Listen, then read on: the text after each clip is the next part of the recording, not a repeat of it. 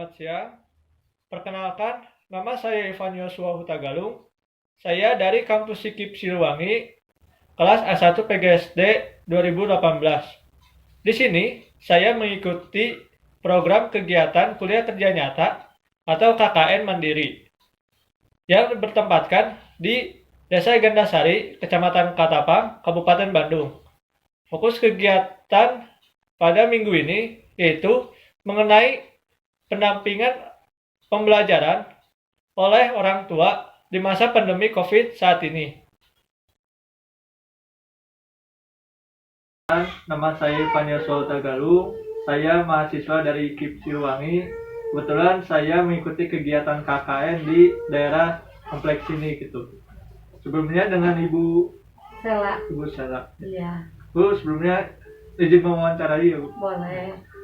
Baik, yang pertama, bagaimana proses pembelajaran anak selama pandemi? Kalau proses pembelajaran anaknya sekarang lebih sulit karena harus di rumah kan, harus daring. Jadi ibunya ya harus lebih bisa mengajarkan anak. Jadi ibunya ikutan belajar gitu. Apa ada kendalanya, Bu, selama proses pembelajaran? Ya kalau anak sama ibu mungkin agak lebih susah diarahin buat belajarnya gitu. Beda sedangkan di sekolah. Kalau di sekolah kan anak dengan guru lebih nurut. Kalau sama ibu agak susah nurutnya buat ngerjain tugas-tugasnya gitu. Apa selalu mendampingi anak belajar selama pandemi? Iya selalu, karena kalau gak didampingi anaknya juga belum bisa. Makin susah diatur Iya, gitu ya? makin susah iya. Apa ada kesulitan mendampingi anak, Bu?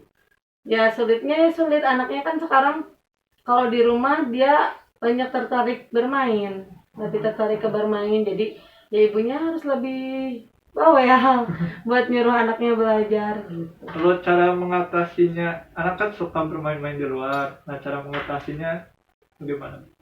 Agak susah sih ya kalau bermain ya. Kalau misalkan anak sih kalau sekarang sih biar dianya mau belajar di rumah nggak main dulu ya gimana ya paling sama kita ya ditakut-takutin. Kalau enggak ya dibilang nggak dikasih jajan nantinya gimana sekolahnya kalau nggak belajar dulu gitu sih paling. Soalnya anak-anak sekarang mah susah Susah. karena kan apa ya lagi kayak gini teman-temannya ada yang main, waktunya dia mau belajar temennya lagi main gitu, jadi nggak pasti gitu waktu belajarnya, susah diatur waktu belajarnya.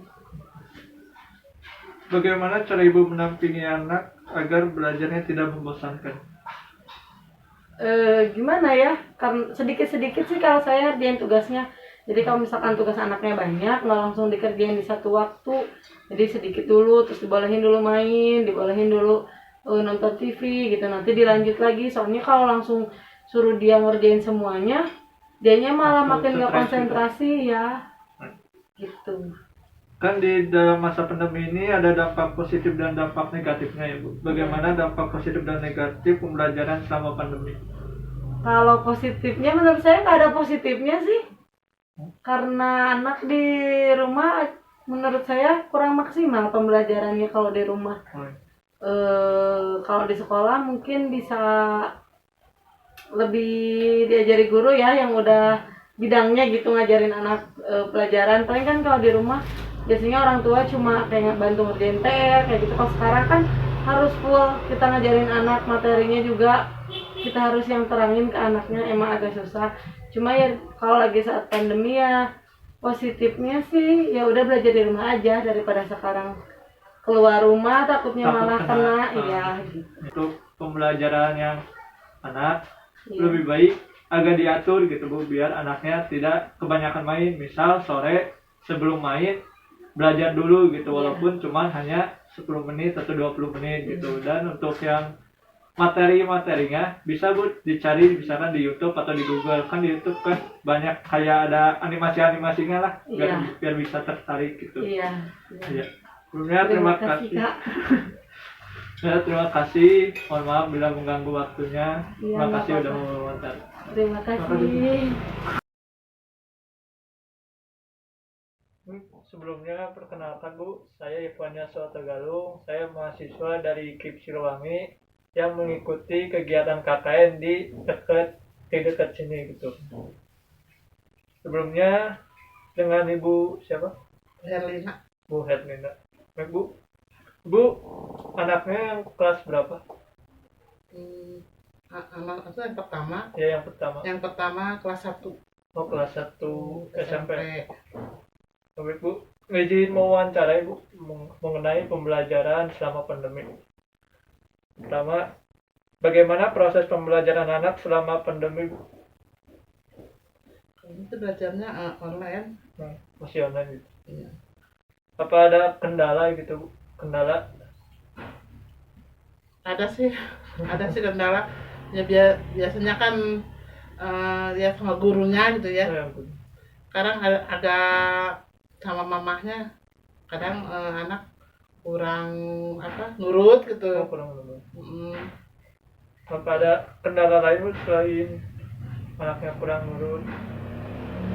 Ya jadi nambah ini terus sama mamahnya. Pengennya mah masuk gitu ya. Oh, ya. Apa Ibu selalu mendampingi anak belajar selama pandemi? Iya. Nah, apa ada kesulitan, Bu, mendampingi anak belajar selama pandemi? Ada sedikit yang bikin itu kalau lagi susah gitu, kalau yang susah gitu. Oh, yang susah. Tapi dari Ibu mengatasi, cari misalkan ada soal yang susah kan dilihatin dulu ke Ibu, bagaimana cara mengatasinya, Bu? Jadi contohin begini gitu. Oh, contohnya. Jadi yang Ibu pahami gitu. Terus apa guru suka ngasih penjelasan nggak, Bu, mengenai materi-materinya atau langsung tiba-tiba ngasih tugas aja gitu?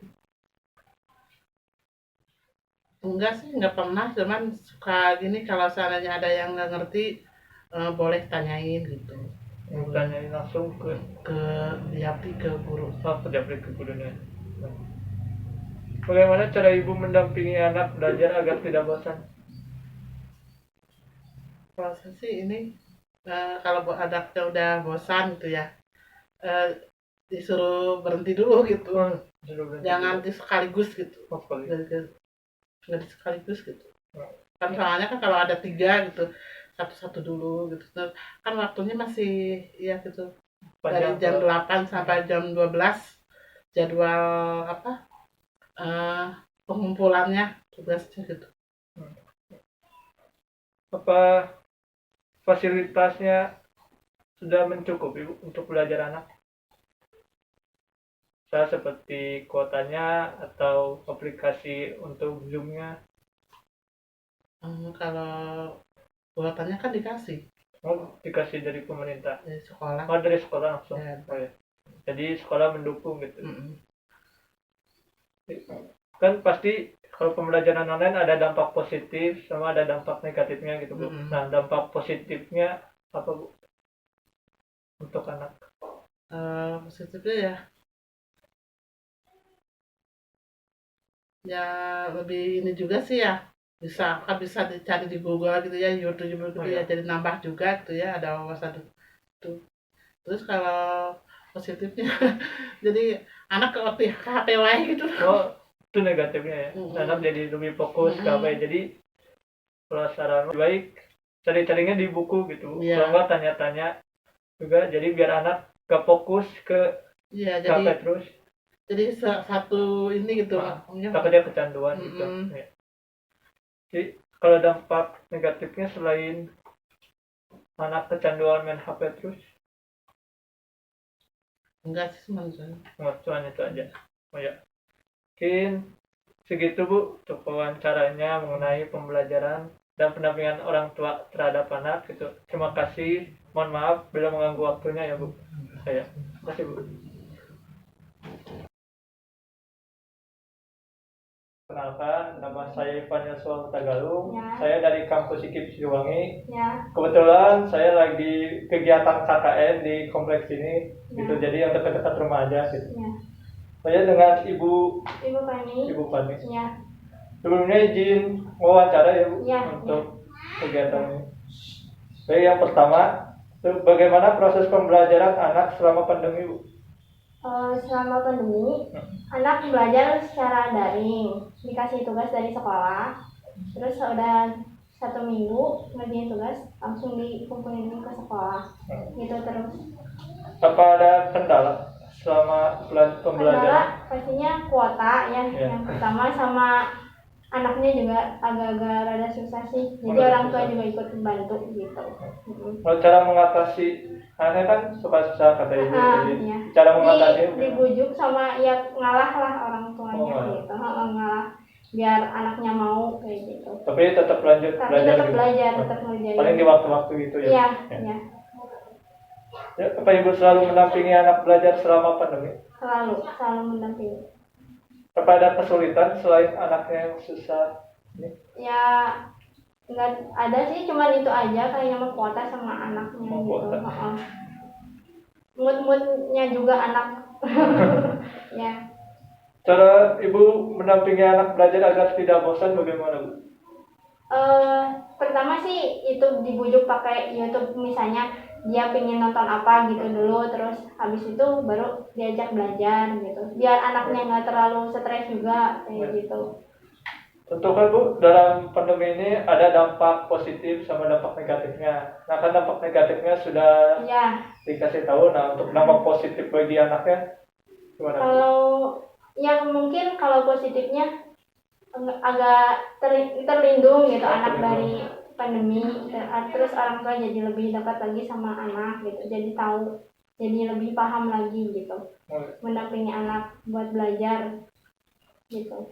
Anak kelas berapa bu? Kelas 3A Oh kelas 3A. yang SD di sini. Junti Girang 2. Lanjut Ya. 3 Berarti sudah belajar.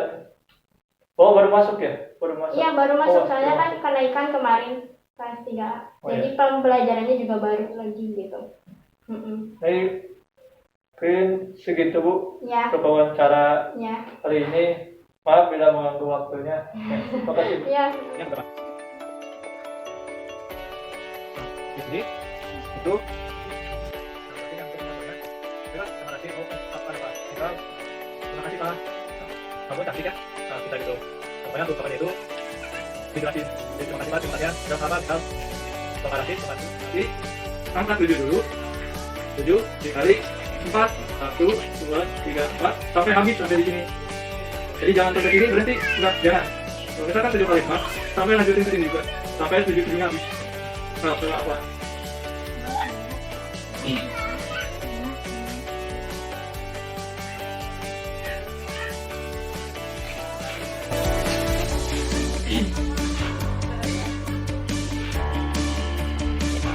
Ya, udah berapa? Oh, coba. Iki. Setelah melaksanakan wawancara pada 3 keluarga, dapat diartikan bahwa orang tua tidak mudah dalam mendampingi anak belajar. Adapun kesulitan-kesulitan yang didapat, yaitu seperti anaknya kurang nurut, anaknya lebih suka bermain, anak susah diatur, sehingga pembelajaran pun menjadi kurang maksimal. Orang tua pun harus lebih ekstra mendampingi anak belajar, sehingga orang tua mempunyai cara sendiri untuk mengatasinya, yaitu agar anak tidak bosan dalam belajar. Adapun di jadwalnya dalam belajar, yaitu seperti mengerjakan soalnya satu persatu, lalu anak bisa istirahat dulu seperti menonton dan lain-lainnya.